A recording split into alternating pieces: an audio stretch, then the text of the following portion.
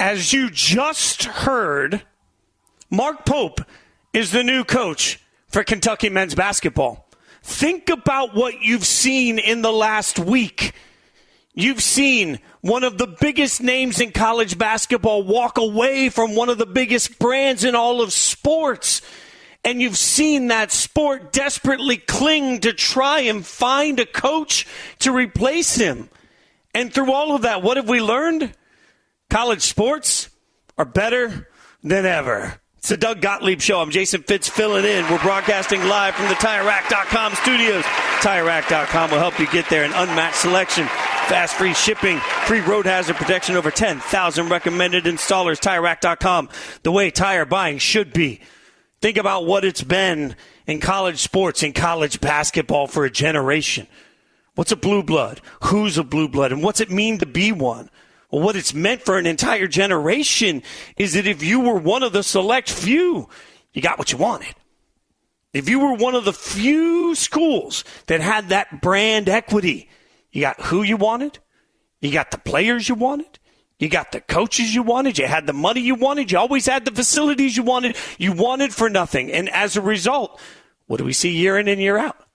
This isn't even just a college basketball conversation. This is a college sports conversation. Because if we now live in a world where a coach at Kentucky will leave by choice to go to Arkansas for basketball, and then Kentucky will be left scrambling, backing up a Brinks truck to a Connecticut coach that says, nah, I'm good. I don't want anything to do with that. Then taking that Brinks truck all the way down to Baylor and saying, please, sir, we want you to come. And somebody saying, no, I'm happy at Baylor. I don't need Kentucky. They had to go through the list. We're not talking about Kentucky's first choice. We're not talking about their second choice. Might not even be talking about their third choice. And what we're reminded through in all of that is you can have all the money in the world. You can have all the brand equity in the world. You can be the blue blood that everybody resonates with. And in today's college basketball, that doesn't necessarily give you an edge up.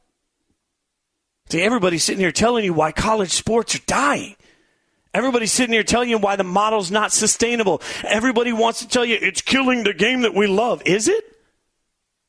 Because let's look at college basketball right now. Who are the three most dominant teams in college basketball this year throughout the course of the entire regular season? Houston, Purdue, Connecticut. You know what name I didn't say there? I didn't say North Carolina. I didn't say Duke. I didn't say Kentucky. Didn't say Kansas. We're talking about non-traditional powerhouses rising. And how do they rise? They rise because in today's college sports world, it's finally going to be the type of world where if you want it, you can get it. Because NILs and collectives, for all the conversation we want to have of how bad it is and oh my God, I can't believe amateurism is lost in sports like it ever really existed. But furthermore, I don't care. Can't take the toothpaste to put it back in the tube. It's out. So now what? Now every single school that wants to be competitive can be. Now, every single school that wants to find the money to put themselves in the class of the elite can do it. And now, all of a sudden, talent is spread out. Look at college football. If you look at the top recruits in college football over the course of the last 2 years, we've seen those recruits spread out to more schools than ever each of the last 2 years. Why? Because now you can go a million different places. Look at college football coaches. Nick Saban leaves. All of a sudden, Alabama scrambles to figure out what's going to happen there. And Washington figures out they got to scramble to figure out what's going to happen there. Happen to be good buddies with Lance Leipold, the Kansas football head coach. I watched all of that from the sides with my fingers just dancing, thinking, oh, I'm going to watch my buddy go wherever he wants. What did he do? State of Kansas. Why? Because you don't have to go somewhere else now to make it to the big time. Every school can make a decision to compete. Every school can make a decision to become involved in investing in players. Every school can decide every single year how much they're willing to put in. And every school on their own can decide if the rate of investment, the return, I should say, of investment is worth it. It's the Doug Gottlieb Show. I'm Jason Fitz filling in for Doug. And think about this. Think about what we're saying here. I grew up a UNLV basketball fan. I'm sitting here in a UNLV hoodie doing this with the Larry Johnson jersey behind me, right? Like UNLV is in my blood, always has been. Now, when I was a little kid in the late 80s, early 90s, the concept that UNLV would ever not be competitive just seems like it's far-fetched. There's no way. There's no way. Well, UNLV hasn't been sustainably good for a long time. Can they be? Sure. Now you can get what you want. You just got to find a way to earn it. You just got to find a way to put it together. If you're in a shiny city like Vegas, you got to go to all the casinos. You got to go to all the Maloof family, the rich money that's in that city. And you got to figure out if people want to make basketball a priority. And I say figure out because that's part of the gold in all of this. Each school can figure out what they give a damn about. I lived in Nashville for more than 20 years. And my first gig in this business was doing morning radio on an ESPN radio affiliate in Nashville, Tennessee. And I remember talking at the time to Vanderbilt's athletic director and asking when Vandy was going to invest in football. And the answer I got, I'll never forget. The athletic director looked at me without hesitation at the time and said, never. Our kids don't care. And there was a real poignant moment to that of saying, hey, if the kids going to school here don't really care about football, then why should I put all of these resources towards it? Now, we don't like that as a fan. Like everybody as fan sits back and says, well, you have to invest in it. No, you don't. Now every school can decide. And now just being a brand isn't good enough. Coach Cal's going to go to Arkansas, and he's taking his entire coaching staff with him. So what does that mean? It means Arkansas is about to get very good, but it also means that Arkansas is not going to be good enough to win an Natty because we all realize that's part of the conversation of why he wore out his welcome in Kentucky. But also, he's in Arkansas. I've spent time around Arkansas. It's different there. Basketball hits different there. It's okay to say basketball hits different in different schools. I'll go back to Connecticut. Hurley just wins the national championship. The name of the restaurant he goes to in Hartford is Salulitas. Goes there all the time after big wins, gets himself a margarita. When I was with ESPN, I lived about 10 minutes from Salulitas. You could stand outside the door on a regular weeknight, stand outside waiting to get a table for an hour. Hurley's there, stand outside waiting to get a regular table for an hour. Doesn't make a difference. Right? Like he can sit there with his family unbothered, have a meal. He's dirty rich doing it. He can be a national championship coach with a national championship team, and he can get back-to-back titles.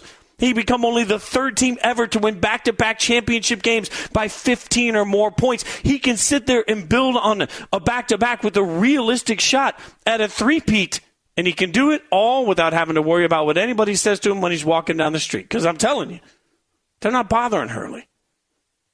In Kentucky, you think that's the case? You think being good is good enough for Kentucky? No, it isn't. But guess what? Now coaches have options. Now players have options. Now they can go wherever they want to do whatever they want, and they can make it however they want. And that, my friends, is a golden age for college sports, where you can't simply rely on the fact that you're Big Blue Nation. Nobody gives a damn anymore. Think about that. You can't walk into the room to a recruit and just swag around and say, we're Kentucky basketball. Walking into the living room like you're Vince McMahon walking down the aisle for WWE. Ain't nobody blinking an eye at that. You can't walk in the room and say, well, we've got more money, because what have we just learned? Even if you have more money, not everybody wants it. Whether you're a player or a coach, you're looking around and saying, nah, I got other options. I can get to the NBA a lot of ways. I can get to a national championship a lot of ways. And if the objective is to win and to do it with quality of life, you absolutely can do that, possibly easier. You can do that anywhere not named Kentucky. You can't tell me at the end of the day that monotony doesn't get boring. At some point, knowing which brands are going to be in it, knowing which brands aren't. At some point, looking around the entire landscape and saying, oh, college football, here we go again.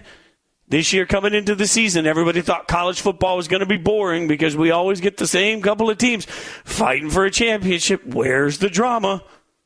Right? Right?